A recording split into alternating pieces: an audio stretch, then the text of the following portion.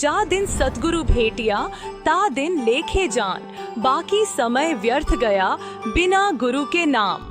हम बात कर रहे हैं एक ऐतिहासिक दिन के बारे में, जिसमें सन 1988 में संत रामपाल जी महाराज जी ने अपने पूज्य गुरु स्वामी रामदेवानंद जी महाराज जी से नाम दीक्षा प्राप्त की। इसी शुभ अवसर पर संत रामपाल जी महाराज जी के अनुयायी इस दिवस को बहुत ही हर्षोल्लास से मनाते हैं। जब संत रामपाल जी महाराज जी ने अपने परम पूज्य गुरुदेव स्वामी रामदेवानंद जी से नाम दीक्षा प्राप्त की, तब उन्होंने विश्व भर के बहुत सारे लोगों को इस भक्ति मार्ग पर लगाया, ताकि सभी सच्ची भक्ति प्राप्त कर सके। इस दिवस को नेपाल सहित भारत के 11 सतलोक आश्रमों में मनाया जा रहा है और इसे सभी लोग बोध दिवस के रूप में मनाते हैं।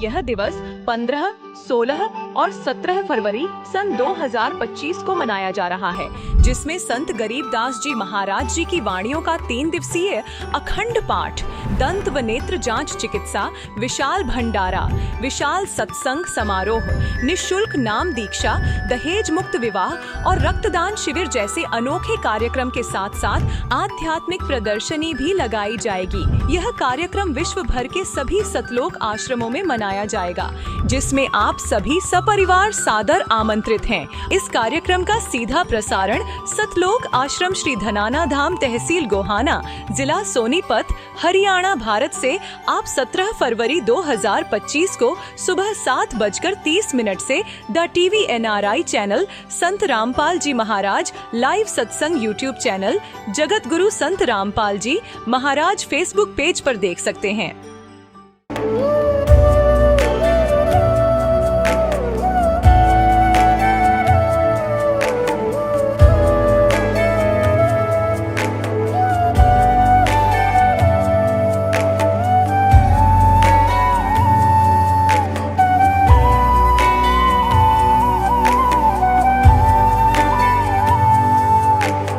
गीता अध्याय 15 के श्लोक 16-17 में 3 प्रभु बताए हैं। ये 3 प्रभु कौन हैं? किस प्रभु की शरण में जाने के पश्चात जन्म और मरण समाप्त हो सकता है? 3 प्रभुओं में सबसे उत्तम परमात्मा कौन है? कैसा है? उसका क्या नाम है? इन सभी गूढ़ रहस्यों को जानने के लिए अवश्य सुनिए जगत गुरु तत्वदर्शी संत रामपाल जी महाराज के अमृत वचन। नमस्कार दर्शकों, आपको एक ऐसी महिला की दुख भरी दास्तान सुनाते हैं जो ब्रेस्ट कैंसर की 3rd स्टेज से एवं अन्य सांसारिक दुखों से जूझ रही थी। रमा जी ने अपने दुख निवारण के लिए शिव को भगवान मानकर पूजा, लेकिन जब शिव भगवान से कुछ राहत ना मिलती दिखाई दी तो रमा जी झाड़ फूंक का सहारा लेने को मजबूर हो गई, लेकिन उससे भी इनको कोई लाभ नहीं मिला। लेकिन कहते हैं जब आप पूर्ण संत की शरण में आ जाते हैं तो आपके सारे दुखों का निवारण हो जाता है। इसलिए जब इन्होंने संत रामपाल जी महाराज जी की शरण ली, तब इनकी कैंसर जैसी बीमारी, जिसको डॉक्टरों ने भी ठीक होने से मना कर दिया, वो कैसे छूमंत्र हो गई। दर्शकों, आइए जानते हैं रमा जी की जीवन परिवर्तन की कहानी इन्हीं की जुबानी। बहन जी नमस्कार। नमस्कार जी। क्या नाम है जी आपका? रमा शर्मा। कहाँ से आए हैं जी आप? गांव सुनी, जिला शिमला, हिमाचल प्रदेश। संत रामपाल जी महाराज से नाम दीक्षा आपने कब ली? 16 जून 2018। संत रामपाल जी महाराज से नाम दीक्षा लेने से पहले आप क्या भक्ति साधना करते थे? मैं आम भक्ति करती थी, जैसे सारे लोग करते। जैसे वैसे तो मैं शिव जी भगवान की भक्ति करती थी, और जैसे व्रत वगैरह लेना सारा भक्ति करती थी, और पूजा भी सारी करती थी, पर मेरे को उससे कुछ लाभ नहीं हुआ। संत रामपाल जी महाराज से नाम दीक्षा कैसे ली? कैसे मालूम चला आपको संत रामपाल जी महाराज के बारे में? संत रामपाल जी महाराज के बारे में मुझे मेरी बुआ है, उनसे पता चला। उनके घर हम मम्मी के साथ सत्संग पे गए थे, वहाँ मैंने सत्संग सुना, और तभी फिर मेरे मन में विचार आया कि मैं भी सत्संग, मतलब वहाँ पे जब लोगों ने बताया कि ऐसे ऐसे लाभ हुए हमारे को, फिर मैं PGI से मेरा इलाज था चला हुआ, फिर उन्होंने बोला कहते आप ही ले लो। फिर मैंने सोचा कि मैं इनके नियम नहीं कर पाऊँगी। फिर उन्होंने बोला कहते आप पहले थोड़े दिन देख लो, आजमा लो, अगर फ़र्क पड़ेगा तभी लेना आपने। फिर मैंने 17 जून को नाम दीक्षा ली। नहीं, ऐसी क्या जरूरत आन पड़ी कि आपको संत रामपाल जी महाराज से ही नाम दीक्षा लेनी पड़ी? मैं बहुत परेशान थी, बीमारी से बहुत जूझ चुकी थी। मेरे को 3 साल हो गए थे लगातार प्रॉब्लम से। मेरे को ब्रेस्ट की प्रॉब्लम है और तीसरी स्टेज पे चला गया था मेरा कैंसर। मैं बहुत परेशान थी और घर वाले भी कोई साथ नहीं दे रहे थे। कैंसर की प्रॉब्लम थी आपको? हाँ जी। कहाँ पे दिखाया था आपने कैंसर? सर मेरा इलाज आईजीएमसी था चला हुआ, ये कहाँ पे है? शिमला स्नोडन से। इसके अलावा? इसके अलावा मेरा एक ऑपरेट हुआ था 2 साल पहले। उसके बाद ऑपरेट के बाद भी मुझे कोई फ़र्क नहीं पड़ा। इसके बाद 9 जनवरी को मेरा ऑपरेट हुआ था। उसके बाद 15 दिन के बाद फिर मेरे को दोबारा से और गिल्टियाँ शुरू हो गई। पहले एक में थी, फिर दूसरे में भी चली गई। डॉक्टर्स का क्या कहना था? डॉक्टर का कहना था ये कि फ़र्क पड़ जाएगा, आपको ऑपरेट करना पड़ेगा। फिर उसके बाद उन्होंने ऑपरेट की डेट दी, मैंने मना कर दी कि मैंने नहीं करवाना ऑपरेट। फिर मैं दवाइयाँ खाती रही। उसके बाद फिर मेरी प्रॉब्लम ज़्यादा बढ़ गई। फिर उसके बाद मैं पीजीआई चली गई। पीजीआई जाते फिर मैंने 1 हफ्ते दवाई खाई, उससे भी मेरे को कोई लाभ नहीं हुआ। फिर उसी के बाद मैं उसी के बीच में सत्संग गई थी, वहीं मैंने सत्संग सुना और फिर 2 दिन मैंने जाप किए, संत रामपाल महाराज जी के जाप किए। जोत नहीं जलाई थी मैंने, क्योंकि मैं इनके नियम नहीं कर पाऊँ, मैंने ऐसा सोचा था। फिर उसके बाद नाम लेने के बाद फिर बुआ की कॉल आई, कहते भैया आप कैसे भक्ति कर रही हो? फिर मैंने बोला मैं क्या भक्ति तो मैं कर रही हूँ, पर मेरे नियम नहीं हो पाएंगे, मेरे को शायद मुश्किल ही लग रहा है कि मैं निभा पाऊँगी। फिर उन्होंने बोला मेरे को कि आप जो जड़ाओ, दंडवत करो, उससे लाभ होगा आपको। फिर मेरा 19 को ऑपरेट होना था पीजीआई में। फिर मैं गई थी पीजीआई। फिर उसी दिन ये बुआ वगैरह भी चंडीगढ़ गए थे, तो इन्होंने बोला कहते हम जा रहे हैं रोहतक। और मेरी डॉक्टर उस दिन अचानक छुट्टी पे चली गई, कहते अगर तैने भी आना तू भी चल मेरे साथ। फिर मैं उसी दिन इनके साथ रोहतक चली गई। फिर उस दिन मेरे को इतनी शक्ति आई कि मैं नंगे पाँव पूरे रोहतक में चली, और बिल्कुल जहाँ मैं एक कदम नहीं चल पाती थी वहाँ मैंने पूरा रोहतक नंगे पाँव से चली। और उसके बाद जब मैं घर आई मैंने दवाइयाँ उसी टाइम से बंद कर दी थी और मैंने जोत भी जलाई, मर्यादा में भक्ति भी की। फिर मेरे को 25 दिन में पता चल गया और मेरी सारी प्रॉब्लमें दूर हो गई। जो ऑपरेट होना था उसके भी डेट आगे चली गई। और फिर जब मैं दोबारा गई पीजीआई, फिर वहाँ टेस्ट हुए तो सारे टेस्ट क्लियर हो गए। अब जो मेरी प्रॉब्लम थी तीसरी स्टेज पे थी, वो मेरा कैंसर खत्म हो गया। ऐसा कैसे हो सकता है? ये बिल्कुल ही अपने आप में असंभव बात है। लोगों का विश्वास करना इस बात पे बिल्कुल नामुमकिन है। दरअसल हमें भी इस बात पे विश्वास नहीं हो रहा कि बगैर किसी दवाई के आपका कैंसर ठीक हो गया, जबकि आप बता रहे थे कि तीसरे स्टेज पे थे आप। हाँ जी, मैं जो भी मेरे को सुन रहे हैं, मैं सुनने वालों को यही बताना चाहूँगी कि जो लाभ मेरे को हुआ आपको भी हो सकता है। भगवान संत रामपाल जी महाराज के सत्संग सुनो। बगैर किसी दवाई के, बगैर किसी ट्रीटमेंट के कैसे ठीक हो सकता है? किसी मंत्रों के जाप करने से कैंसर का ठीक होना तो कोई भी व्यक्ति इस बात पे विश्वास नहीं कर पाएगा। सर मैं यही कहना चाहूँगी सभी से कि आप संत रामपाल महाराज जी के सत्संग सुनो, उनकी शब्द वाणी सुनो, उसी से आपको पता चल जाएगा। और उनकी भक्ति मर्यादा में करो। उसी अगर कोई व्यक्ति ये वेरीफाई करना चाहे कि आपको कैंसर था, तो कैसे पता कर सकते हैं? कैसे पता चल सकता है कि आपको वाकई कैंसर था? सर मेरे पास सारी डिटेल है, सारी रिपोर्टें, मैं उनको दिखा सकती हूँ, उनको बता सकती हूँ। सर ये मेरी अल्ट्रासाउंड की रिपोर्ट है, जो मेरा पेट का अल्ट्रासाउंड हुआ था। मेरे पेट में बहुत बड़ी प्रॉब्लम थी और संत रामपाल जी महाराज की शरण में जाके मेरी ये प्रॉब्लम सॉल्व हुई है। उसके बाद मेरे जो ब्रेस्ट में प्रॉब्लम थी 3 साल से चली हुई, ये उसकी क्लियरेंस की रिपोर्ट है। ये उसका अल्ट्रासाउंड है, इसमें मेरे सारे टेस्ट है, जो भी मेरे टेस्ट हो इसकी सारी रिपोर्ट है, ये सारे ठीक है और मेरा शरीर अब बिल्कुल ठीक है। मैं सभी सुनने वालों को यही संदेश देना चाहूँगी कि आप एक बार संत रामपाल जी का सत्संग सुनो और उनकी ज्ञान गंगा पुस्तक पढ़ो और जीने की राह पढ़ो, उससे आपको खुद ही अनुभव हो जाएगा। उन डॉक्टर से मिल सकते हैं हम? क्या किसी डॉक्टर का नाम याद है आपको? हाँ जी, पहले मेरा शुरू से डॉक्टर बनर्जी से इलाज चला हुआ था रिपन में, फिर उसके बाद आईजीएमसी, फिर पीजीआई में डॉक्टर दिव्या में मेरे डॉक्टर थे, वहीं से मेरा इलाज चला हुआ था। पर अब मेरी सारी दवाइयाँ 7 महीने से सब कुछ बंद है और मैं बिल्कुल ठीक हूँ। मैम डॉक्टर्स का क्या कहना था जब उन्होंने दोबारा टेस्ट किया? तो उनका ये रिएक्शन था कि ये तो चमत्कार हो गया, ऐसे कैसे हो सकता है। हालांकि मैंने उनको ये बोला कि मैंने दवाई कंटिन्यू खाई है सर, बाकी मैंने कुछ नहीं बोला। आपने डॉक्टरों को झूठ बोला कि आपने दवाइयाँ खाई है, लेकिन आपने कोई भी दवाइयाँ नहीं खाई थी। मैंने 17 जून से ही दवाई खाना बंद कर दी थी, तब से मैं एक भी गोली नहीं खाई हूँ और अभी तक बिल्कुल ठीक हूँ। लाभ मेरे को बहुत हुए हैं सर से, संत रामपाल महाराज जी से। पेट में पेन थी वो भी ठीक हुई है, ऑपरेट हुआ था पेट का, वो भी सक्सेस रहा। उसके बाद मेरा जो दूसरा ऑपरेशन होना था ब्रेस्ट का, वो भी नहीं हुआ। क्या आपको ये भी लगता है कि संत रामपाल जी महाराज जी की शरण में आप नहीं जाते और किसी दूसरे संत की शरण में जाते तो भी आप ठीक हो सकते थे?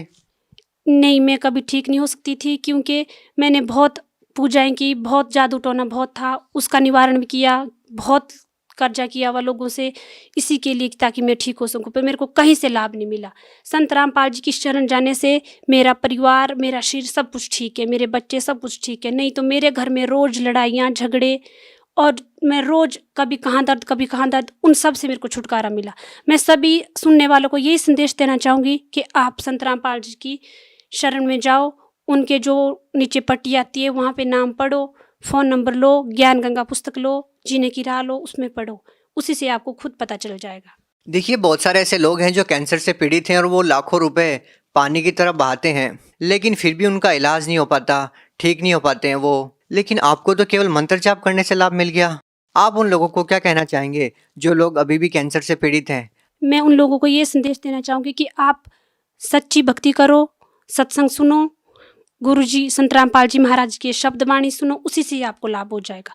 मैंने भी 2 दिन सच्चे मन से शब्द उच्चारण किया था, मंत्र जाप किया, उसी से मेरे को 25 दिन में लाभ मिला।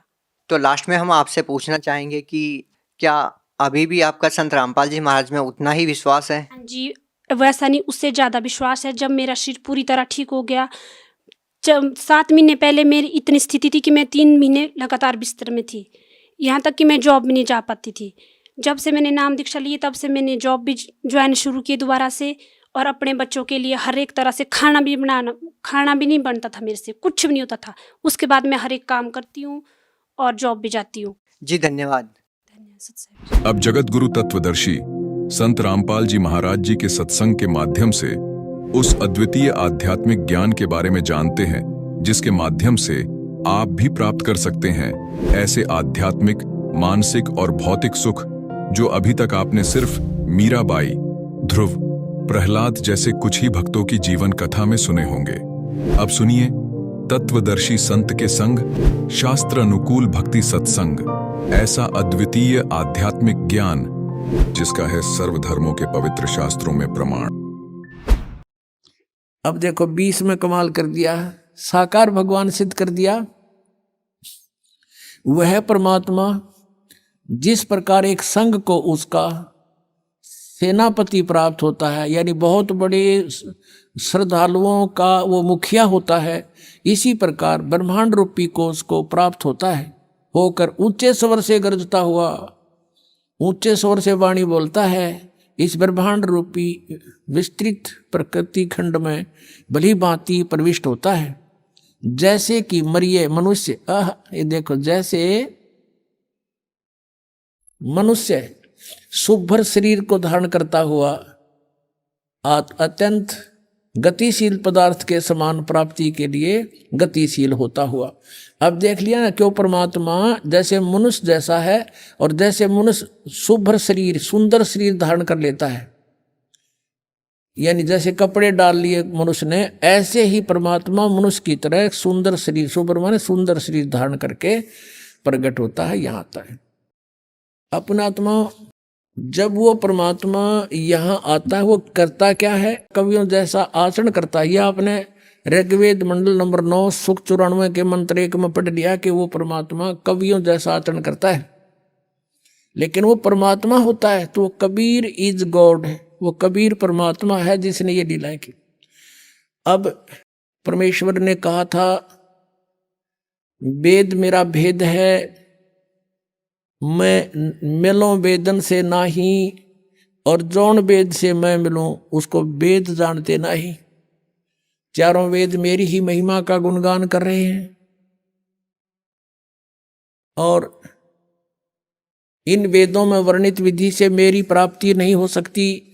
और जिस वेद से, जौन वेद से, यानी सूक्ष्म वेद से, जो परमेश्वर ने स्वयं आकर अपनी वाणी में बोला, कहते उस वेद से मैं मिलूं, ये वेद जानते नहीं।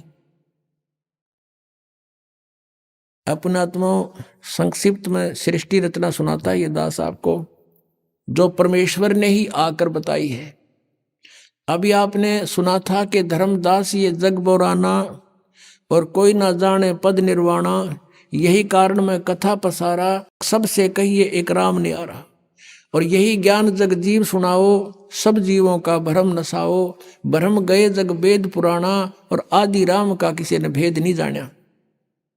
अब मैं तुमसे कहूँ चिताई, तिन देवन की उत्पत्ति बाई, ज्ञानी सुने सो हृदय लगाई, और मूर्ख सुने तो समझ में नहीं आई, गम नहीं पाई। माँ अष्टंगी पिता निरंजन, ये जमदार उन वंशन अंजन, पहले की निरंजन राई, पीछे से माया उपजाई। माया रूप देखती शोभा, देव निरंजन तन मन लोभा। धर्मराय की ने भोग विलासा, माया को रही तबासा, यानी ये प्रेग्नेंट होगी दुर्गा। और 3 पुत्र अष्टंगी जाए, ब्रह्मा विष्णु शिव नाम धराए।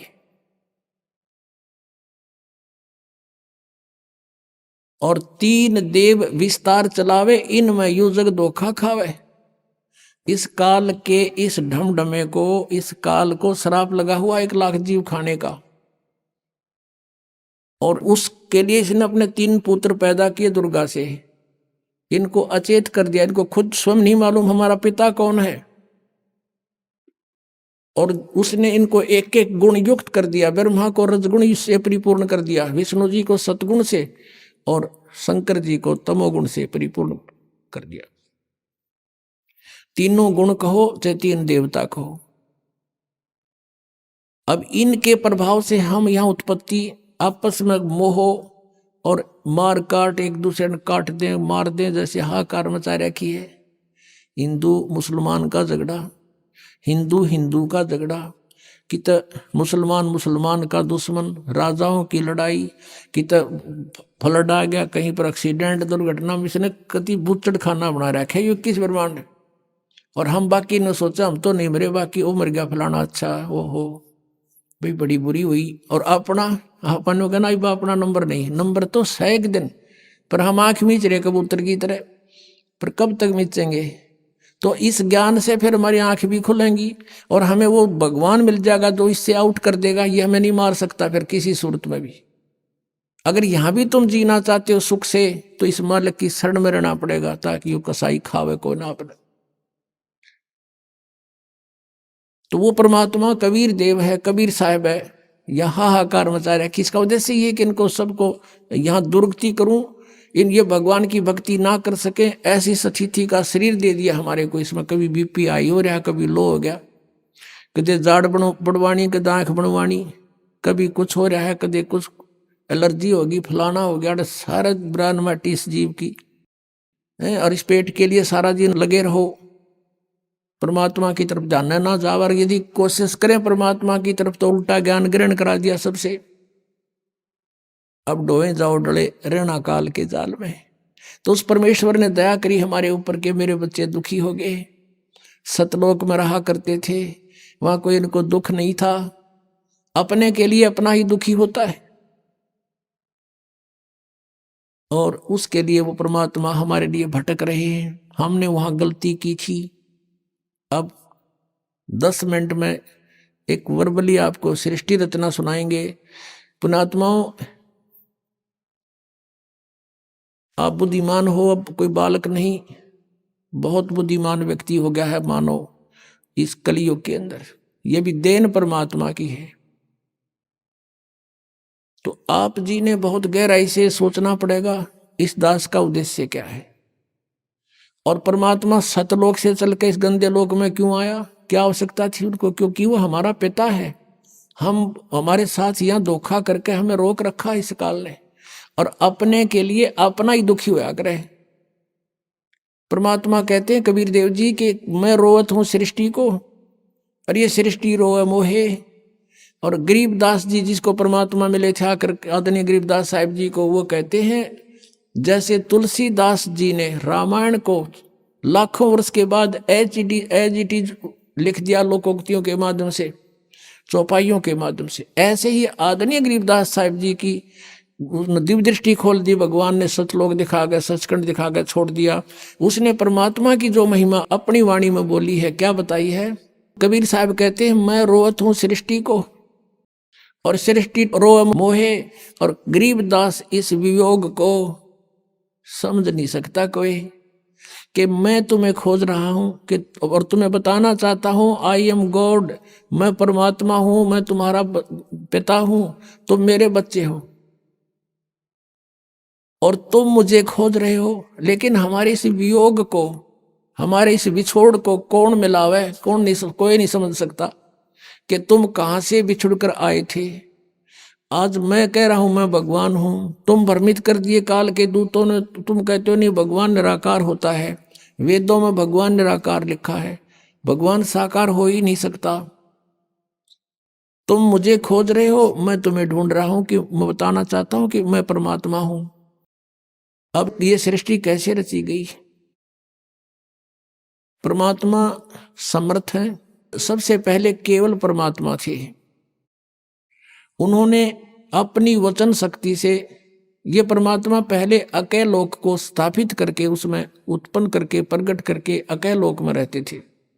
वहां केवल अकेले भगवान ही रहते हैं, वो परमेश्वर की राजधानी है, उसमें दूसरा कोई नहीं जा सकता। उसके बाद अकेले लोक के बाद परमात्मा ने अपने नीचे के 3 लोक और उत्पन्न किए, अगम लोक, उससे नेक्स्ट अलख लोक, और उससे नेक्स्ट चौथे नंबर का सतलोक। और नीचे से हम गिनेंगे तो प्रथम सतलोक, दूसरा अलखलोक, और तीसरा अगम, और चौथा वो अकैलोक।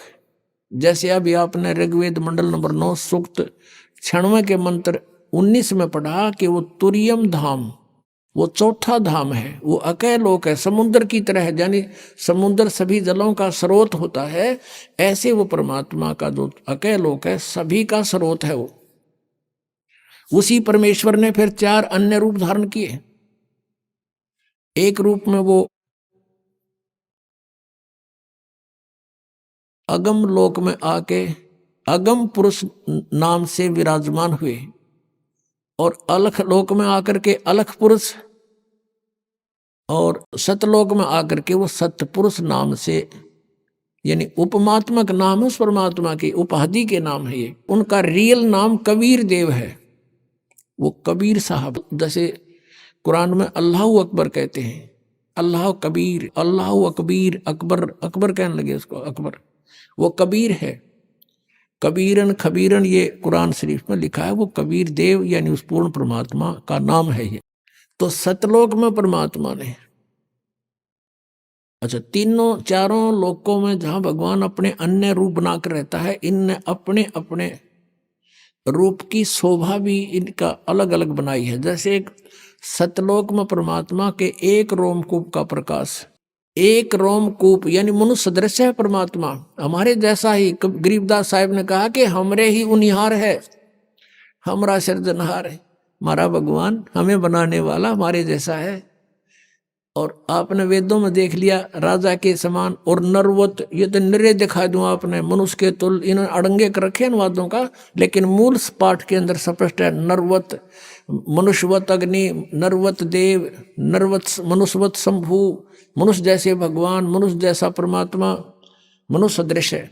और पवित्र बाइबल में लिखा है, सृष्टि ग्रंथ में प्रथम अध्याय के 26वीं आयत में श्लोक में उसमें लिखा है कि परमात्मा ने कहा अब मनुष्य को उत्पन्न करूंगा और मनुष्य को अपने रूप में बनाऊंगा। परमात्मा ने मनुष्य को अपने स्वरूप के अनुसार उत्पन्न किया, तो भगवान निराकार कैसे हुआ? तो मनुष्य सदृश है।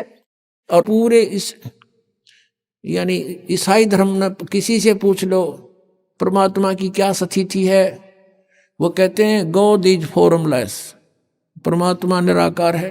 अरे पवित्र बाइबल कह रहा है मनुष्य सदृश है, ये निराकार का ढिंढोरा पीट रहे। तो ऐसे ही कोई भी पवित्र धर्म का जो अनुयायी है अपने पवित्र सदग्रंथों से भी वो परिचित नहीं है। जैसे हिंदू और मुसलमानों का झगड़ा किस बात पर था? मुसलमानों ने ये मान लिया कि हम जो साधना कर रहे हैं वो एक देव की कर रहे हैं, एक प्रभु की, एक अल्लाह की। और हिंदू लोग ये बेचारे दुखी हो रहे हैं, ये अन्य देवताओं की पूजा करते हैं। ये नहीं करनी चाहिए, इनका जीवन नष्ट हो रहा। इसलिए उन्होंने सोचा कि हम सही मार्ग पर लगे हुए हैं और हम उस सब पूर्ण परमात्मा की भक्ति कर रहे हैं जिससे मोक्ष संभव है, तो इनको भी कोशिश करें, जबरदस्ती भी अगर इस मार्ग पर लगा दें इनका कल्याण हो जाएगा। इसलिए वो जबरदस्ती मुसलमान बनाने लगे। उन्होंने ये सोच रखा था कि हम पूर्ण परमात्मा की भक्ति कर रहे हैं। अब उनका भी भ्रम था ये। जैसे कुरान शरीफ सूरत फुरकानी 25 नंबर है उनकी, उसमें आयत नंबर 52 से लेकर 59 तक, 52 से लेकर 59 तक स्पष्ट किया है कि कुरान शरीफ का ज्ञानदाता, जैसे गीता का ज्ञानदाता ये ब्रह्म है और वही ब्रह्म कुरान शरीफ का ज्ञान दे रहा है, और अपने जैसे गीता का ज्ञान अर्जुन को दिया जा रहा है तो वहाँ हजरत मोहम्मद को दिया जा रहा है। तो वो कुरान शरीफ का ज्ञानदाता कहता है कि ए पैगंबर, मैं तुझे इस कुरान शरीफ की जो दलील दे रहा हूँ इस पर विश्वास रखना, वो अल्लाह कबीर है और ये काफिर उसको नहीं मानेंगे, तू इनकी बातों में मत आना, इनके साथ संघर्ष करना, झगड़ा नहीं करना। ये कहेंगे कबीर गॉड नहीं है और तू मेरी बात पर विश्वास रखना, वो कबीर नाम का परमात्मा है।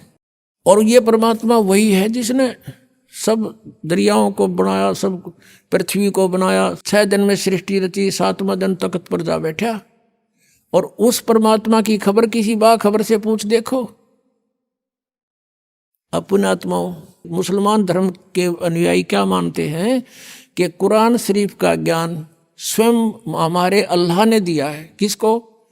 हजरत मोहम्मद को दिया है। उसके देने के तरीके चाहे भले ही कुछ भी रहे हों, चाहे वो स्वयं आकाशवाणी से दिया हो, चाहे उसके अंदर वह प्रवेश कर दी हो या किसी फरिश्ते ने दिया हो, वो केवल संदेश वाहक था फरिश्ता, ज्ञान दिया उस भगवान ने। तो वो अल्लाह कह रहा है, जिसको मुसलमान धर्म अपना अल्लाह मानते हैं, कि तू जो मैं ज्ञान दे रहा हूँ ये सत्य है और ये वो परमात्मा है कबीर जिसने 6 दिन में सृष्टि रची, 7वें दिन तख्त पर जा बैठा। और इसकी खबर किसी बाखबर से पूछो। यानी कुरान शरीफ का ज्ञानदाता भी अल्पज्ञ है, वो भी नहीं जानता उस अल्लाह अकबर यानी कबीर परमात्मा के बारे में जिसने 6 दिन में सृष्टि रची, 7वें दिन तख्त पर जा बैठा। उसकी जानकारी तो तत्वदर्शी संत बताओगे, बाखबर, उनसे पूछो। तो इससे सिद्ध हो गया कि ये भी इनकम्प्लीट गॉड की साधना कर रहे थे, अधूरे परमात्मा की। तो और ये इसी आधार से कहा करते थे कि तुम काफिर हो, तुम भगवान को ना पूछकर सब देवताओं की पूजा करते हो। आज उनकी सतीथि भी वहीं पर खड़े हैं, ये काल की पूजा कर रहे थे। अब आपको थोड़ा कुरान शरीफ दिखाना पड़ेगा, क्योंकि ये ऐसा जटिल बना दिया इस काल ने। हम भिन्न भिन्न बना दिए, हिंदू अलग बना दिए, मुसलमान न्यारे, सिख अलग से, ईसाई अलग से, ताकि ये लड़ते रहें आपस में। सच्चाई सामने आएगी तो ये फिर झगड़ा करेंगे, ऐसा नहीं है, झूठ बोलता, लेकिन ये वो गुंजाइश नहीं रहेगी। ये इंटरनेट और ये सब वेबसाइट और ये प्रोजेक्टर, ये मोबाइल, ये सब साधना पर, ये सब जो आज तकनीक दी है, ये गॉड कबीर ने दी है। यहाँ का तो भगवान भी ना बना सकता है इन ऐसे कंप्यूटरों को। आज से लाखों वर्ष इतिहास देख लो पिछला। महाभारत का आप कथा सुनते हो, एक रेडू में 6 खच्चर जोड़ के और घिस्से अंडा करते। क्या वो आदमी नहीं थे, वो नहीं बना सके थे इसको जब आवश्यकता नहीं थी। यानी एक बैलगाड़ी जिसको आज 2 बैल खींच सकते हैं, उस समय 6 टट्टू जोड़ा करते उसमें, ये खच्चर घोड़े, और उसको बड़ा वाहन मानते थे, क्योंकि वो कितना होगा जंगलों में और घसीट के ले जाना पड़ता था, सड़क भी ना बनाया करते ये। तो कहने का भाव ये है कि ये टेक्निक भगवान ने दी है, इसलिए दी है कि अब ये बच्चे मुझे पहचान लेंगे। आज कुछ ऐसे आधुनिक इंस्ट्रूमेंट बना दिए भगवान ने, जिससे भगवान की लीला को समझने में आसानी हो रही है। एक छोटी सी चिप है इतनी की, और उसके अंदर कितना मैटर आ जाता है गिनती नहीं होती। इसलिए परमात्मा को समझना बहुत आसान है। जैसे हम एक यहाँ पर बैठा हुआ व्यक्ति फैक्स कर देता है और कहीं निकाल लो, उस मैटर ने एज इट इज, कोई तार नहीं बीच में।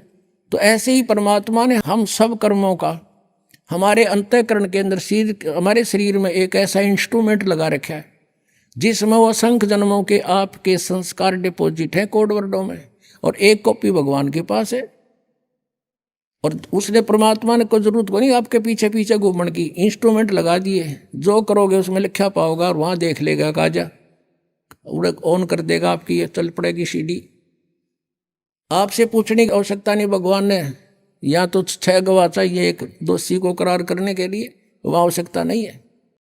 कितना दयालु है भगवान आपके ऊपर, वो कितने रजा है आपके ऊपर वो परमात्मा कबीर देव की। आप अन्य संतों के सत्संगों में जाते थे,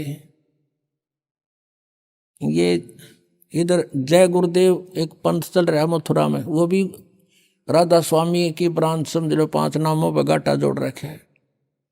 वहां से आए हुए भगत बताते हैं कि वहां कह तो ज्ञान नहीं था, और हम उनको परम संत मान के श्रद्धालु वहाँ बैठे रहते थे। और जहाँ हम वो सत्संग करते थे, अपने आप एक टेंट लगाए जाते थे, आप पे बनाओ और आप पे खाओ, कितना पढ़ो कितना सो, नहाओ धो ना कितना व्यवस्था है, कुछ नहीं उनकी तरफ से व्यवस्था होती थी।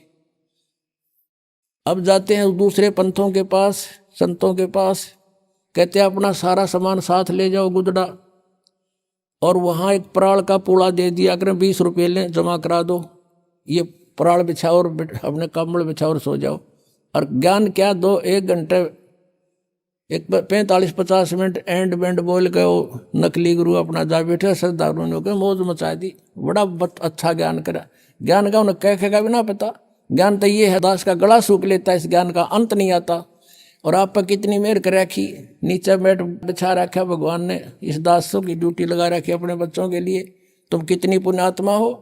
और दे कर काची रजाई और छका के देसी घी का माल बैठा दिए, सुनो ये मेरी महिमा, ये हो दयालु परमात्मा। हम खोज रहे थे, हमें ढूंढा नहीं मिल रहा था, ये यहाँ भी इतना सुख देगा तो वहाँ तो पता नहीं क्या कर देगा। जब दूसरे के लोक में इतना सुख दे रहा परमात्मा ने, दूध की नदी बहा रखी, देसी घी की बहा दी, या कोई भी दूसरी वस्तु प्रयोग नहीं होती, सब देसी घी का सब व्यवस्था बनती है। तो ये सतलोक से आता पुण्यात्मा, यहाँ का नहीं है। वो कहते हैं जब परमात्मा कबीर देव जी आए थे, उनके साथ मजाक कर दिया था, और 18 लाख व्यक्तियों को चिट्ठी लिख दी थी, कबीर जी भंडारा करेंगे। और कबीर जी झोपड़ी में रहा करते, भगवान लीला करते थे कि भगवान बचो मेरे की तरफ, फिर देखना परमात्मा के हाथ। 18 लाख व्यक्ति आगे, श्याम का आटा भी घर पे नहीं था। परमात्मा लीला, वहाँ तो कबीर रूप में बैठे हैं एक गरीब व्यक्ति के रूप में, और सतलोक में गए, वहाँ से 9 लाख बैलों के ऊपर बना बना सारा सामान सतलोक से लेके 1 सेकंड में यहाँ आगे गर्मा गर्म, और भंडारा ला दिया। 3 दिन तक 18 लाख व्यक्तियों का भंडारा छिका दिया परमात्मा ने। और चिट्ठी में लिखा था कि कबीर एक असरफी देगा सोने की, एक दोहर देगा कंबल, वो भी साथ दिए थे। यानी उनका मुंह मोड़ने के लिए जो भगवान कबीर जी को नीचा दिखाना चाहते थे। तो पुण्यात्माओं, तब कबीर जी ने कहा था, ये खाकी खंजूसपुर अनका नहीं सुमार। और दूसरा रूप केशव नाम धर के आगे थे, कि व्यापारी का रूप बना के, गरीब दास केशव के अनका नहीं सुमार। परमात्मा ने कहा, ये तो खाकी खंजूस, ये तो कति कंजूस खोखापुर है, ये खाली इसमें ना कुछ भी, हम तो सतलोक से लेकर आए सारा सामान यहाँ पर। तो पुण्यात्मा आज वही है यहाँ पर। तो ये आज जो की जो व्यवस्था परमात्मा ने कर रखी, अपने पुण्यात्माओं को सुख दे रहे हैं, इनकी बुराई छुटवा रहे हैं, इनके आने वाली आपदाओं को समाप्त कर रहे हैं, और इनको धनी बना रहे हैं। फिर प्रेरणा करते हैं कि बच्चों दान करो, धर्म तो 10 का नहीं 10 के तीनों लोग, खैर आए तुम्हें खैर है, कीजिए आत्म पोख। तो फिर आपको पहले तो देते हैं, फिर कहते करे करावे साइया मन में लहर उठा, दादू सिर दर्जीव के आप बगल हो जा। एक व्यक्ति सब जगह दुखी हो लिया, और डॉक्टरों ने बोल दिया ऑपरेशन होगा और 1 लाख रुपए लगेंगे। यहाँ मालिक ने वैसे अपने जिसकी सच्ची श्रद्धा, सच्ची लगन, पूर्ण विश्वास हो जाता, उसको तुरंत आराम दे देते। वो स्वस्थ हो गया। अब वो लाखों रुपये बचे, जान की झंझट था, बचूंगा कि ना बचूंगा, वो बचा। फिर प्रेरणा भी करते हैं कि कुछ पुण्य कर बेटा। तो इस तरह वो आज ये सदा व्रत चला रखा भगवान ने, इसमें जिसका भी जो सहयोग है उसको बहुत लाभ हो रहा है। तो अब कहने का भाव ये था कि आप जी को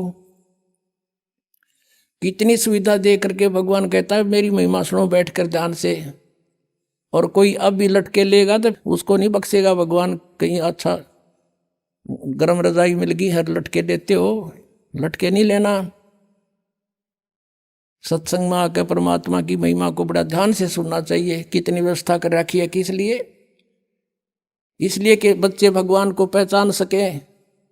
अब आपको दिखाता हूं कुरान शरीफ में, कुरान शरीफ का ज्ञानदाता कहता है कि वो कबीर भगवान है जिसने 6 दिन में सृष्टि रची। अब थोड़ा सा पहले पवित्र बाइबल दिखाना पड़ेगा। ये है पवित्र बाइबल, संपूर्ण जीवन अध्ययन बाइबल। ये बाइबल है, ये है इसका जर्नल एडिटर, ये यहाँ से हिंदी पढ़ेंगे। प्रबंधक संपादक डेविड स्टुअर्ट, अंग्रेजी प्रधान संपादक Donald C Stamps MA MDV, संयुक्त संपादक ये सारे इनका ये यहाँ से छपा, ये देख लो, मैसूर USA से छपा है। अब इसमें सबसे पहले सृष्टि वो है, उत्पत्ति है इसमें, और सृष्टि के कति प्रारंभ में प्रथम अध्याय में ही जेनेसिस माने सृष्टि, जेनेसिस 1, ये 4 पृष्ठ पे उत्पत्ति यहाँ से आरंभ होती है। प्रथम आदि में परमेश्वर ने आकाश और पृथ्वी की सृष्टि की, ये पहला दिन था। इस प्रकार ये पहला दिन हो गया। फिर दूसरा दिन हो गया, प्रकाश प्रकुश बना दिया परमात्मा ने। फिर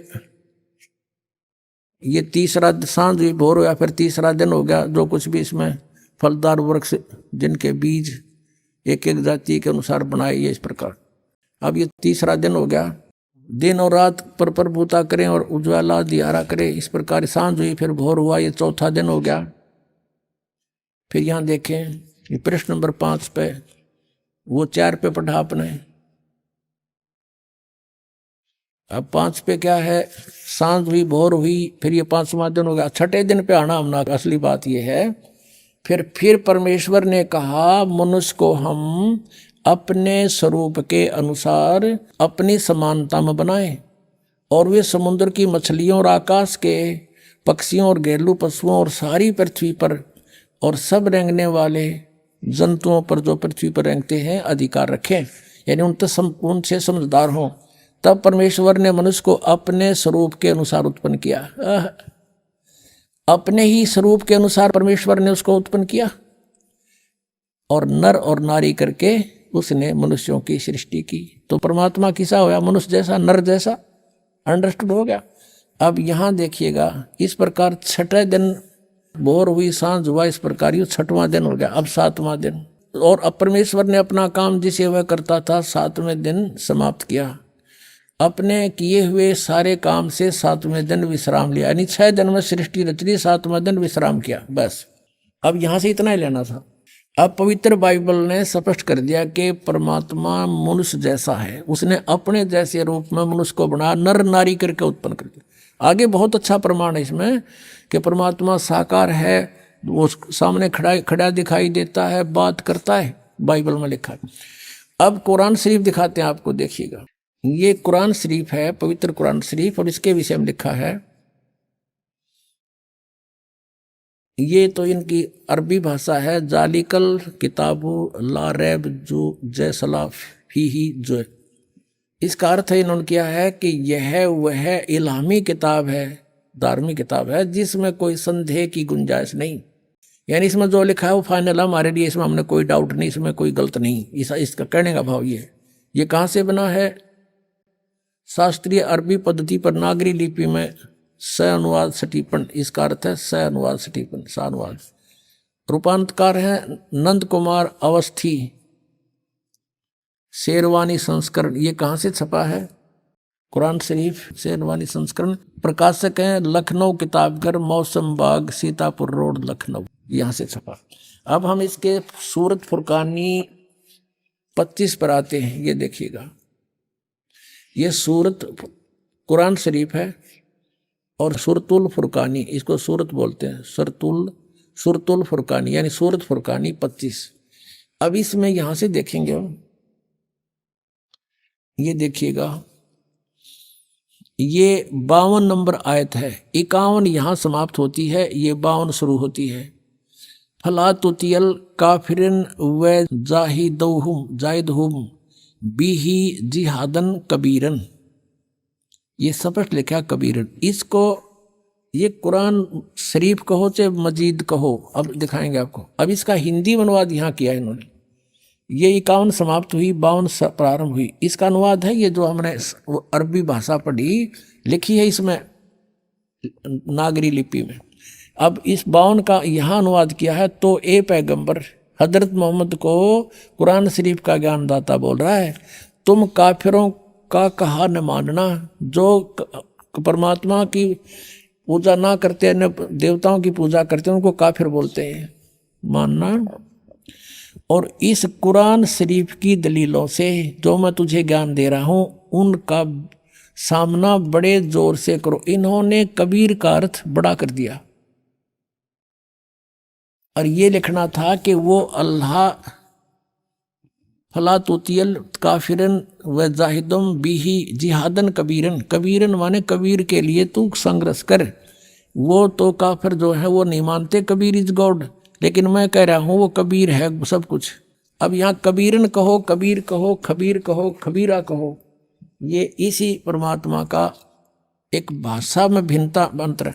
अब यही नो की नो कुरान शरीफ है ना, कुरान मजीद नाम है इसी का, सिर्फ लिखने में अंतर किया है राइटर ने। अनुवाद करते समय वो कबीरन लिखो चाहे कबीरा लिखो, एक ही बात। देखिएगा ये कुरान मजीद है, वही की वही नो की नो, इसमें कोई अक्षर का भी अंतर नहीं है, लेकिन ये मजीद लिख दिया। अरबी मऊ अरबी मतन यानी प्रकाशक है ऑफिस बुक डिपो 422 मटिया महल जामा मस्जिद दिल्ली 6 से। ये कुरान मजीद मुर्तजमा है मौलाना फ़तेह मोहम्मद खान साहिब जालंधरी, तसही मौलाना अब्दुल मजीद सरवर साहिब, प्रकाशक हैं Farid book depot private limited नई दिल्ली। इतने।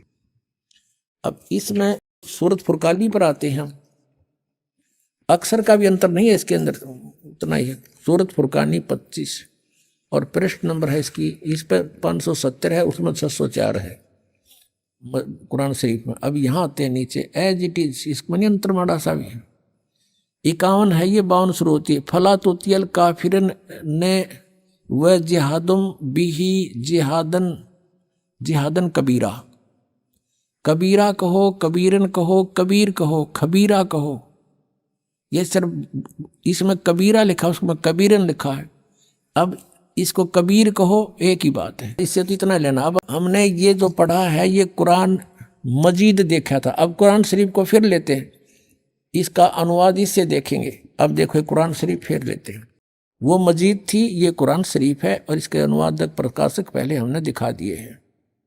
ये सारा लखनऊ किताब घर से ये प्रकाशित है, मौसम बाग सीतापुर रोड लखनऊ से।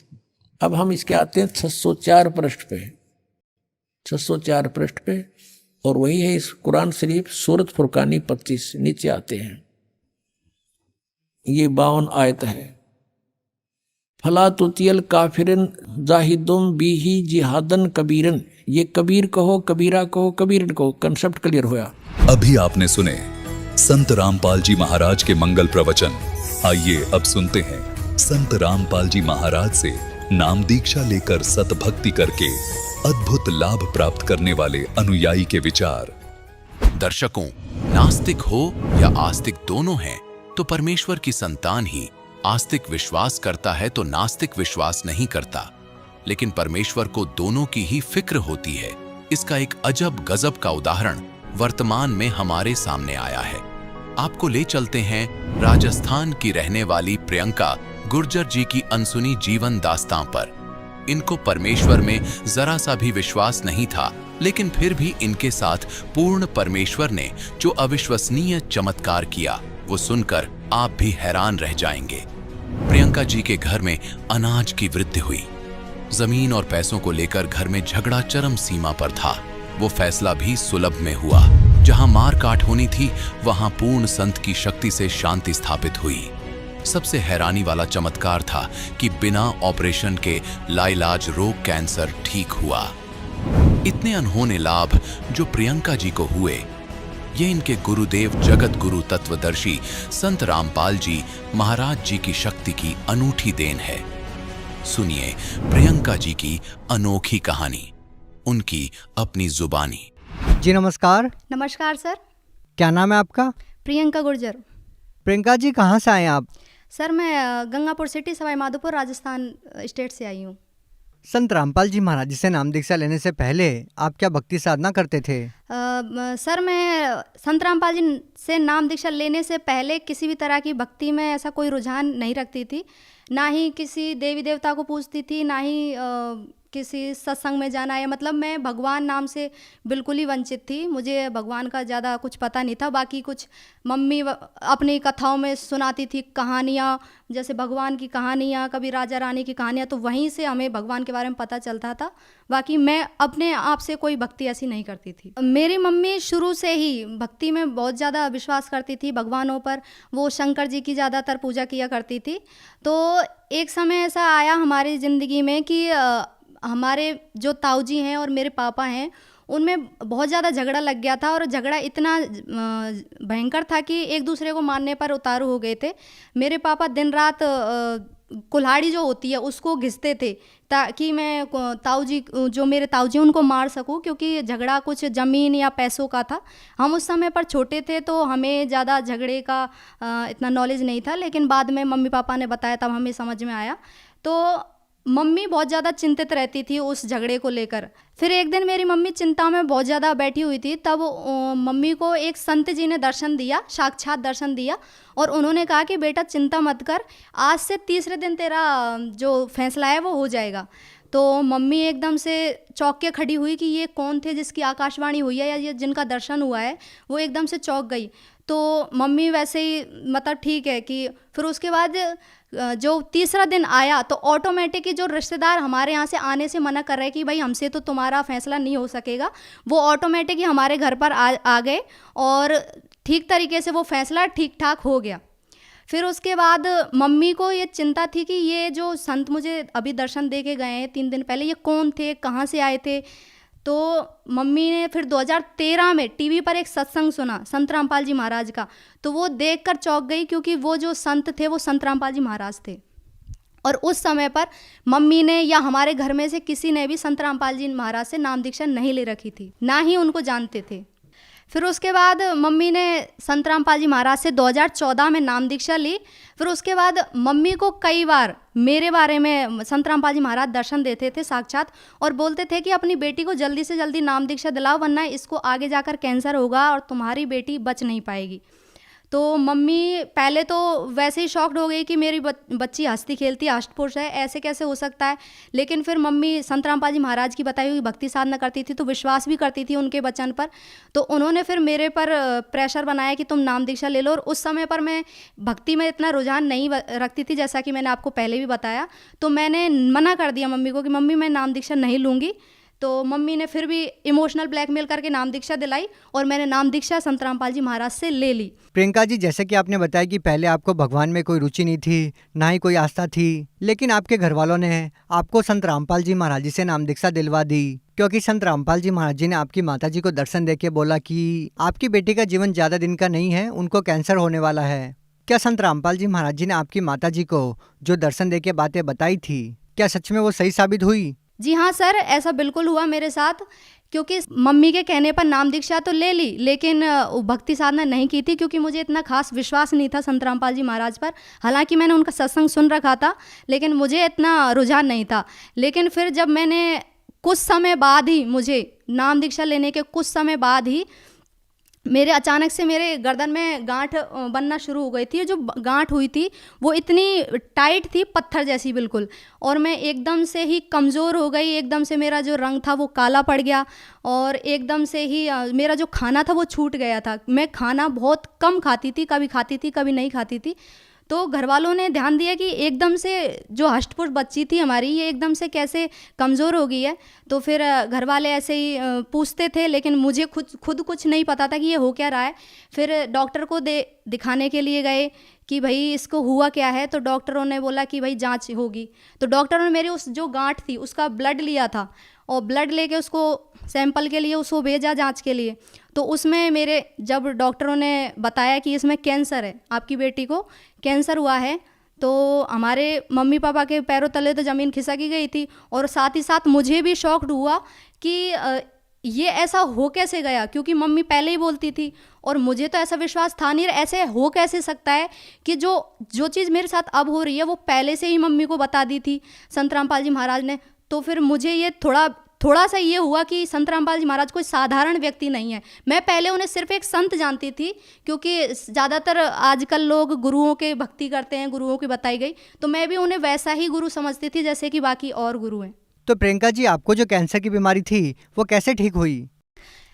फिर सर मैंने जब घर वालों ने सुना कि मुझे कैंसर है, तो उसके बाद फिर डॉक्टरों ने बोल ही दिया था कि आपकी बच्ची का ऑपरेशन होगा, और उसमें भी कोई चांसेस बहुत कम है कि आपकी बच्ची बच जाएगी, क्योंकि कैंसर गर्दन पर था और वहाँ का ऑपरेशन ज़्यादातर मरीज़ नहीं झेल पाते हैं। तो फिर उसके बाद में संत रामपाल जी महाराज ने मेरी मम्मी को साक्षात दर्शन दिए और ये बोला कि बेटा ऑपरेशन मत करवाना, इसका नाम शुद्ध करवा। तो फिर मेरी मम्मी ने मेरा नाम शुद्ध करवाया सेंटर पर जाकर। तो फिर उसके बाद जब मैंने संत रामपाल जी महाराज की बताई गई भक्ति साधना करना शुरू किया, और ये मन ही मन में सोचती रही कि ऐसा हो कैसे सकता है, हालांकि तब भी मुझे डाउट था थोड़ा कि ऐसा हो कैसे सकता है। फिर उसके बाद एक दिन मैं बहुत ज़्यादा सोच रही थी, और मेरी ज़्यादा उम्र नहीं थी, 17-18 साल की उम्र थी उस समय पे। तो मैं बहुत ज़्यादा सोचती रही और सोचते सोचते सो गई कि संत रामपाल जी महाराज, अगर आप भगवान हैं तो मुझे बताओ कि आप ऐसे कैसे बता सकते हो, और आप साधारण व्यक्ति तो नहीं हो सकते। तो फिर संत रामपाल जी महाराज ने मुझे उसी रात मेरे 3 जन्म बताए थे, जिसमें मैं बहुत अलग अलग समय के जन्म बताए थे, जिसमें मैं रानी राजाओं के समय पर भी थी। एक समय में मैं कबीर साहिब की भी भगत बनी हुई थी। तो उसमें मेरी जो एज बताई थी वो सिर्फ इतनी ही बताई थी कि 16-17 साल की उम्र में मैं मर जाती थी। मेरी जो उम्र होती थी वो 16-17-18 की उम्र में मैं मर जाती थी, और जो मेरी भक्ति थी वो अधूरी रह जाती थी किसी कारण वजह से। तो फिर मैं उस समय पर बहुत ज़्यादा रोई कि मालिक ये सब मुझे ये सब कैसे हो, मुझे तो पता ही नहीं था मेरे साथ में ऐसा हो रहा है। फिर उसके बाद मैंने संत रामपाल जी महाराज में उसी सपने के अंदर माफ़ी मांगी कि परमात्मा मुझे माफ़ करो। और जो कबीर साहिब संत रामपाल जी महाराज के बेस में कबीर साहिब आए थे, तो उन्होंने मुझे सारी चीज़ें बताई भी थी, जैसे एक वीडियो चलती है उस टाइप से मुझे बताई थी ये सारी चीज़ें। तो फिर मैं बहुत ज़्यादा रोई, तो मालिक से मैं चरणों में गिर गई सपनों के अंदर ही कि मालिक मुझे माफ़ करो, मैंने बहुत ज़्यादा गलती की है और मुझे तो पता भी नहीं था ये सब चीज़ें होती हैं। तुझे अब भक्ति करनी है, तेरा जन्म भक्ति के लिए हुआ है, ये नाचने कूदने के लिए नहीं हुआ है। तो ये बात मैं जब सपने में जागी तो मेरी आंखें आंसुओं से भीगी हुई थी और मुझे महसूस हो रहा था कि मैं सच में एक भगवान की शरण में हूँ। तो प्रियंका जी, जैसे कि आपने बताया कि आपको कैंसर की बीमारी थी और डॉक्टरों ने भी बोला कि आप ज़्यादा दिन तक जिंदा नहीं रह पाएंगे, तो उस गंभीर बीमारी में आपको कैसे राहत मिली? बिल्कुल सर, मेरे कैंसर में राहत मिली। कुछ ही दिन बाद मुझे लाभ मिलना शुरू हो गया। मैंने फिर से खाना खाना शुरू कर दिया, जो नॉर्मल खाना खाते हैं, वरना मैंने खाना खाना बिल्कुल ही छोड़ दिया था। मैं सिर्फ तरल पदार्थ लेती थी, जैसे दूध, छाछ वगैरह, वरना रोटी वगैरह मेरे गले से उतरती नहीं थी। और मेरे कैंसर के बारे में मम्मी को मेरी को बहुत पहले से भी पता था, और मम्मी को जब मैं छोटी थी तो 3-4 ज्योतिषियों ने मेरे बारे में बता दिया था कि तुम्हारी जो पहली संतान है इसको आगे जाकर ऐसी बीमारी होगी कि ये 16-17 की उम्र में ये मर जाएगी, इसको भक्ति करवाना। क्योंकि वो भी एक कहते हैं परमात्मा की, सभी इस धरती पर सभी जीव परमात्मा के हैं, तो वो भी उनको भी कोई प्रेरणा हुई होगी और उन्होंने ये बोला कि इसको भक्ति करवाना, तभी ये ठीक हो सकती है। फिर जो ज्योतिषी हैं जो आज मुझे देखते हैं, आज मेरी उम्र 21-22 साल की आसपास हो चुकी है, जो मुझे देखते हैं कि उन्होंने जो उनकी भविष्यवाणियाँ थी वो जब किसी के बारे में करते थे तो वो खाली नहीं जाती थी, ज़्यादातर वो सफल हो जाती थी। लेकिन जब वो मुझे देखते हैं कि इसकी उम्र तो 16-17 साल ही थी, और आज वो शौक हो जाते हैं कि ये बच कैसे गई। और संत रामपाल जी महाराज ने मेरी जो बीमारी थी वो बिल्कुल ही ठीक कर दी, और आज संत रामपाल जी महाराज की दया से मेरा जो कैंसर है वो बिल्कुल ठीक हो गया है, और मुझे किसी भी दवा की ज़रूरत नहीं पड़ी, ना ही किसी ऑपरेशन की ज़रूरत पड़ी, और आज मैं बिल्कुल स्वस्थ हूँ। प्रियंका जी, जैसा कि आपने बताया कि संत रामपाल जी महाराज जी ने आपकी कैंसर की बीमारी ठीक कर दी, तो हम आपसे ये जानना चाहेंगे, क्या संत रामपाल जी महाराज जी ने आपकी कैंसर की बीमारी को ठीक करने के लिए कोई दवाई या जड़ी बूटी दी जिससे आपकी कैंसर की बीमारी ठीक हो गई? नहीं सर, ऐसा कुछ भी नहीं हुआ है। संत रामपाल जी महाराज सिर्फ नाम दीक्षा देते हैं और उनके बताए गए कुछ भक्ति मर्यादाएं बताते हैं, और जो मंत्र जो वो भक्ति के लिए देते हैं सिर्फ मैंने वही जाप किए थे। मैंने किसी भी तरह की कोई दवा नहीं ली थी, ना ही संत रामपाल जी महाराज ने मुझे किसी भी तरह की कोई टैबलेट या कोई दवा की शीशी वगैरह मुझे कुछ नहीं दी थी, बस भक्ति दी थी उन्होंने तो, और मैं स्वतः ही ठीक हो गई और आराम से वो जो गांठ थी वो भी नॉर्मल हो गई। प्रियंका जी, जैसा कि आपने बताया कि पहले आप भगवान में विश्वास नहीं करते थे, भगवान में रुचि नहीं रखते थे, और संत रामपाल जी महाराज जी आपकी माता जी को दर्शन देकर सारा वृतांत बताते हैं। आज के जो लोग हैं वो इन चीज़ों में विश्वास नहीं करते कि कैसे एक संत किसी को साक्षात दर्शन देता है और फिर उसके बाद उनको इतने सारे लाभ देता है। तो क्या संत रामपाल जी महाराज जी से नाम दीक्षा लेने के बाद आपको और कोई भी लाभ मिला इस तरह का? जी हाँ सर, मुझे इसके अलावा कई लाभ मिले। भगत जी, एक लाभ ये भी मिला कि हमारे एक समय में बारिश की वजह से कम अनाज हुआ था, तो सिर्फ वो 6 महीने का अनाज था। तो मेरी मम्मी पापा बहुत ज़्यादा चिंता में रहते थे, हालांकि वो हमें बताते नहीं थे, जब वो काम हो जाता है उसके बाद ही बताते थे। तो जब 6 महीने का ही राशन हुआ था तो उसके बाद मम्मी चिंता में बैठी थी। 6 महीने बीत चुके थे कि 6 महीने बीत चुके हैं, अब 6 महीने का राशन कहाँ से आएगा, क्योंकि आर्थिक स्थिति भी इतनी अच्छी नहीं चल रही थी, और हम भैंस वगैरह रखते हैं तो उनके लिए भी चारा वगैरह सब चीज़ की व्यवस्था हमें रखनी पड़ती है। तो जब मम्मी को बैठे बैठे ऐसी चिंता में बैठी हुई थी तो मम्मी को परमात्मा की आकाशवाणी हुई, संत रामपाल जी महाराज की आकाशवाणी हुई कि बेटा चिंता मत कर, तेरे नाज के धांग लगे हुए हैं। तो मम्मी एकदम से फटाफट खड़ी हुई और जाके देखा जहाँ पे हम चारा रखते हैं भैंसों का, तो हम हर साल क्या करते हैं, अनाज को चारे के अंदर रख देते हैं ताकि उसमें कीड़े ना लगें और रोग वगैरह ना लगे। तो जब मम्मी ने देखा तो वो 6 महीने का राशन और बाकी था, ताकि हम पूरी साल अनाज खा सकते, तब भी वो अनाज ख़त्म नहीं होने वाला था। तो इस तरीके के चमत्कार को देखकर हम अचंभित हैं कि इस ज़माने में भी संत रामपाल जी महाराज जैसे संत हैं जो ऐसे ऐसे चमत्कार कर सकते हैं जो लोगों के लिए शायद ही लोगों को सुनने में झूठ लगे या वो फरेब समझें, लेकिन ऐसा हमारे साथ हुआ है। क्या और कोई भी लाभ मिले संत रामपाल जी महाराज जी से नाम दीक्षा लेने के बाद? सर, और मेरे पापा संत रामपाल जी महाराज की नाम दीक्षा लेने से पहले नशा करते थे, बीड़ी पीते थे, और उनको टीवी की भी शिकायत थी, वो टीवी के भी मरीज रह चुके थे। तो बहुत ज़्यादा ही हम परेशान थे क्योंकि हमारे घर की स्थिति ऐसी नहीं थी कि वो शराब भी पिएं और फिर हमारे घर की सुविधाओं का भी ध्यान रख सकें। तो फिर हम बहुत ज़्यादा परेशान थे, लेकिन संत रामपाल जी महाराज की दया से आज हमारे पापा ने शराब छोड़ दी है और उन्हें किसी भी तरह की कोई बीमारी नहीं है, और आज वो भी संत रामपाल जी महाराज से नाम दीक्षा लेकर भक्ति कर रहे हैं। प्रियंका जी, जैसा कि आपने बताया कि संत रामपाल जी महाराज जी ने आपकी माता जी को दर्शन देके पहले ही बता दिया था कि आपको कैंसर होने वाला है और आप ज़्यादा दिन के मेहमान नहीं हैं, और भी इतने सारे ऐसे लाभ दिए जिनको जानकर हम खुद भी हैरान हैं, अचंभित हैं कि आज का जो समाज है वो इन बातों में बिल्कुल भी विश्वास नहीं कर सकता। तो आप उन लोगों को कैसे विश्वास दिलाएंगे कि संत रामपाल जी महाराज जी आपको इस तरह के लाभ दे रहे हैं? देखिए सर, जैसा कि मैंने आपको पहले भी बताया कि मुझे कैंसर हुआ था और डॉक्टरों ने बिल्कुल हाथ खड़े कर दिए थे। उसमें भी उन्होंने जब ऑपरेशन के लिए बोला तो चांसेस बहुत कम बताए थे कि ये मुश्किल ही बच सकती है, क्योंकि जो मेरी गांठ थी, वो कैंसर की जो गांठ थी वो गर्दन के पास थी, गर्दन पर थी। तो ज़्यादातर हमने सुना है कि गर्दन के जो ऑपरेशन होता है कैंसर का, वो ज़्यादातर मरीज़ बच नहीं पाते हैं।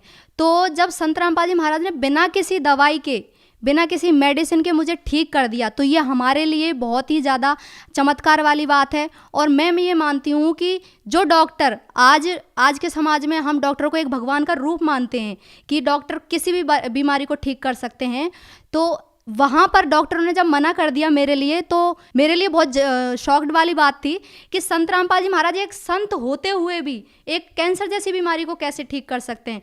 तो लोगों को चाहे राजी से या गैर राजी से ये मानना ही पड़ेगा कि संत रामपाल जी महाराज ऐसे ऐसे चमत्कार कर सकते हैं भक्तों के साथ में जो ना किसी ने सोचे ना समझे हैं। और जो ये लोग नहीं मानते कि संत रामपाल जी महाराज से ऐसे लाभ मिल सकते हैं भक्तों को, तो उनके लिए मैं खुद जीता जागता उदाहरण हूँ कि मेरी बीमारी ठीक हुई है, जबकि आपको मैंने पहले ही बताया था कि मुझे किसी भी संत में ऐसा विश्वास नहीं था। और मैं खुद एक पढ़ी लिखी हूँ, मैं पोस्ट ग्रेजुएट लड़की हूँ। तो आप ये समझ सकते हैं कि लोग कहते हैं कि पढ़े लिखे लोग होते हुए भी तुम कैसे समझ सकते हो, तुम कैसे मान सकते हो कि संत रामपाल जी महाराज भगवान हैं। लेकिन आपको राजी से या गैर राजी से मानना ही पड़ेगा कि संत रामपाल जी महाराज भगवान हैं। प्रियंका जी, आप भी पढ़े लिखे हैं, तो आज का जो पढ़ा लिखा समाज है उन लोगों को आप क्या संदेश देना चाहते हैं? देखिए सर, मैं पढ़े लिखे समाज को एक ही संदेश देना चाहती हूँ कि मैं भी पढ़ी लिखी हूँ और मेरे साथ भी ऐसे चमत्कार हुए हैं जो अनबिलीवेबल थे, जो मेरे लिए शॉकिंग थे, कि जिन पर मैं पहले विश्वास नहीं करती संत रामपाल जी महाराज पर। लेकिन उनकी जब नाम दीक्षा लेकर मैंने उनकी भक्ति साधना करना शुरू किया, तब मेरे साथ ऐसे ऐसे चमत्कार हुए, जैसा कि मैंने आपको पहले भी बताया। तो ऐसे ही चमत्कार अगर आप पाना चाहते हैं तो संत रामपाल जी महाराज से नाम दीक्षा लीजिए और उनकी बताई गई भक्ति साधना कीजिए, आपको वो लाभ आपको ज़रूर मिलेंगे। और मैं गारंटी देती हूँ कि आपके कोई भी बीमारी होगी, कोई भी समस्या होगी, वो संत रामपाल जी महाराज की शरण में आने से ठीक हो जाएगी। जो व्यक्ति संत रामपाल जी महाराज जी से नाम दीक्षा लेना चाहते हैं वो उनसे नाम दीक्षा कैसे ले सकते हैं? देखिए सर, संत रामपाल जी महाराज से नाम दीक्षा लेना बहुत ही आसान है। कई टीवी चैनलों पर संत रामपाल जी महाराज का सत्संग आता है और सोशल मीडिया पर भी, जैसे कि ट्विटर, फेसबुक, यूट्यूब पर आप संत रामपाल जी महाराज को सर्च कर सकते हैं, उनके सत्संग वहाँ पे आप सुन सकते हैं। और जो सत्संग आते हैं टीवी चैनलों पर, वहाँ पर पीली पट्टी चलती है नीचे, तो उसमें कॉन्टैक्ट नंबर दिए गए होते हैं। वो कॉन्टैक्ट नंबर पर आप कॉन्टैक्ट करके अपने नज़दीकी सेंटर पर जाकर नाम दीक्षा ले सकते हैं। संत रामपाल जी महाराज के हर ज़िले में नामदान सेंटर खुले हुए हैं, तो आप वहां पर जाकर उनसे नाम दीक्षा ग्रहण कर सकते हैं। जी, बहुत बहुत धन्यवाद। धन्यवाद सर।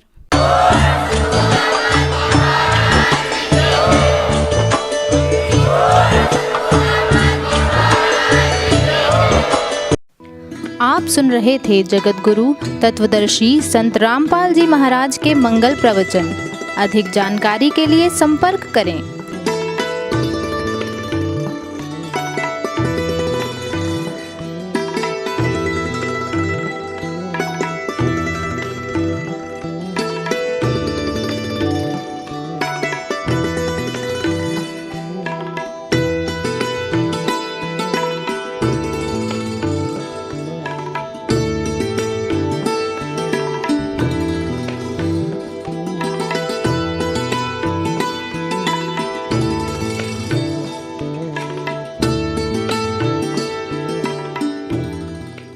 जा दिन सतगुरु भेटिया ता दिन लेखे जान, बाकी समय व्यर्थ गया बिना गुरु के नाम। हम बात कर रहे हैं एक ऐतिहासिक दिन के बारे में, जिसमें सन 1988 में संत रामपाल जी महाराज जी ने अपने पूज्य गुरु स्वामी रामदेवानंद जी महाराज जी से नाम दीक्षा प्राप्त की। इसी शुभ अवसर पर संत रामपाल जी महाराज जी के अनुयायी इस दिवस को बहुत ही हर्षोल्लास से मनाते हैं। जब संत रामपाल जी महाराज जी ने अपने परम पूज्य गुरुदेव स्वामी रामदेवानंद जी से नाम दीक्षा प्राप्त की, तब उन्होंने विश्व भर के बहुत सारे लोगों को इस भक्ति मार्ग पर लगाया, ताकि सभी सच्ची भक्ति प्राप्त कर सके। इस दिवस को नेपाल सहित भारत के 11 सतलोक आश्रमों में मनाया जा रहा है और इसे सभी लोग बोध दिवस के रूप में मनाते हैं।